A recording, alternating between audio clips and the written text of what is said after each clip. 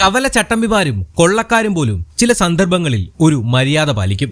എന്നാൽ ഇന്നത്തെ ആഗോള രാഷ്ട്രീയത്തിൽ ചില നേതാക്കൾ ആ പരിധി പോലും മറികടക്കുകയാണ്.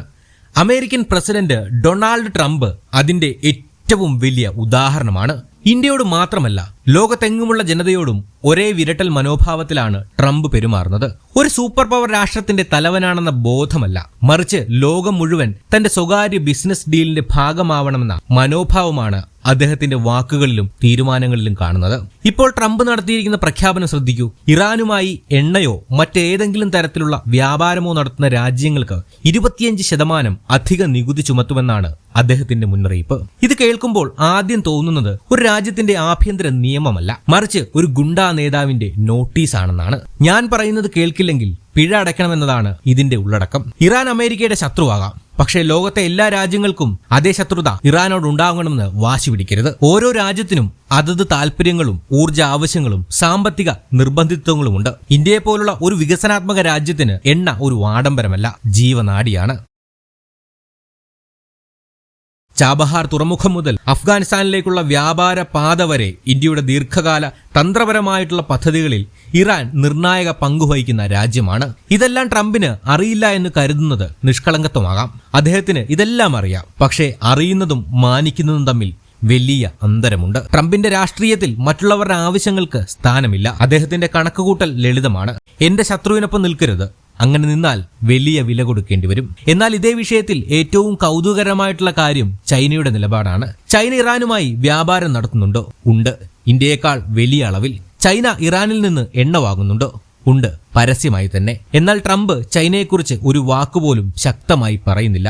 ഭീഷണിയും നികുതിയും ഉപരോധവും ഇന്ത്യയോടും മറ്റു രാജ്യങ്ങളോടും മാത്രമാണ്. ചൈനയെ കണ്ടാൽ ട്രംപിന്റെ ശബ്ദം താഴുന്നു, വാക്കുകൾ സൂക്ഷ്മമാകുന്നു.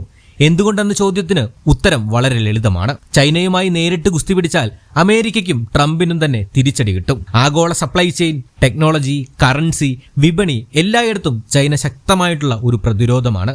അതുകൊണ്ട് ശക്തരോട് മൗനം പാലിക്കുകയും ശക്തിയില്ലെന്ന് കരുതുന്നവരോട് വിരട്ടലുമായി മുന്നേറുകയും ചെയ്യുന്ന നയമാണ് ട്രംപ് പിന്തുടരുന്നത്. ഇവിടെയാണ് ഇന്ത്യയുടെ നിലപാട് ശ്രദ്ധേയമാകുന്നത്.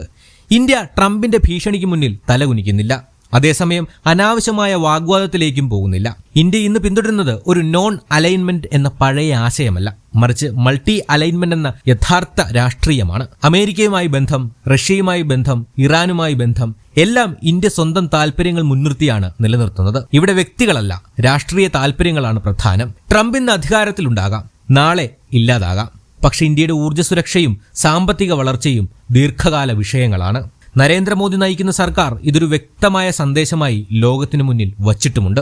ഇന്ത്യ ആരുടെയും സമ്മർദ്ദത്തിന് കീഴടങ്ങി തീരുമാനങ്ങൾ എടുക്കുന്ന ഒരു രാജ്യമല്ല. അമേരിക്ക ഒരു സുഹൃത്ത് രാജ്യമായിരിക്കാം, പക്ഷേ സ്ഥിരതയുള്ള സുഹൃത്തെന്നുറപ്പിക്കാനാവില്ല. കാരണം ട്രംപിന്റെ നയങ്ങൾ സ്ഥിരതയില്ലാത്തവയാണ്. കാലാവസ്ഥാ മാറ്റം നിഷേധിക്കുന്നത് മുതൽ ലോകാരോഗ്യ സംഘടന വിട്ടുനിൽക്കുന്നതുവരെ, സ്വന്തം സഖ്യങ്ങളായ നാറ്റോ രാജ്യങ്ങളെപ്പോലും അപമാനിക്കുന്നതുവരെ ട്രംപിന്റെ ഓരോ തീരുമാനവും കാണിക്കുന്നത് ഒരു ആഗോള നേതാവിന്റെ പക്വതയല്ല, ഒരു റിയാലിറ്റി ഷോ അവതാരകന്റെ മനോഭാവമാണ്. ഒരു ട്വീറ്റിലൂടെ വിപണികളെ പ്രതിസന്ധിയിലാക്കാനും ഒരു പ്രസ്താവന കൊണ്ട് രാജ്യങ്ങളെ ഭയപ്പെടുത്താനും ശ്രമിക്കുന്ന ഈ രാഷ്ട്രീയ ശൈലി ദീർഘകാലം നിലനിൽക്കില്ലെന്ന് ലോകം മനസ്സിലാക്കി തുടങ്ങിക്കഴിഞ്ഞു. അതുകൊണ്ടാണ് ഇന്ന് പല രാജ്യങ്ങളും അമേരിക്കയെ മാത്രം ആശ്രയിക്കാതെ പുതിയ ലോകക്രമത്തിനായി തയ്യാറെടുക്കുന്നത്. ഇന്ത്യയും അതിലൊന്നാണ്. വിരട്ടലുകൾ താൽക്കാലികമാണ്, അധികാരങ്ങൾ മാറും, നേതാക്കൾ മാറും, പക്ഷേ രാജ്യത്തിന്റെ താല്പര്യം സ്ഥിരമാണ്. അവസാനം ചോദിക്കേണ്ട ചോദ്യം ഇതാണ്: ലോകത്തെ ഒരു ബിസിനസ് ഡീലായി കാണുന്ന നേതാക്കളുടെ മുന്നിൽ ഭയത്തോടെ നിൽക്കണോ, അതോ സ്വന്തം വഴിയിൽ ആത്മവിശ്വാസത്തോടെ മുന്നോട്ട് പോകണോ?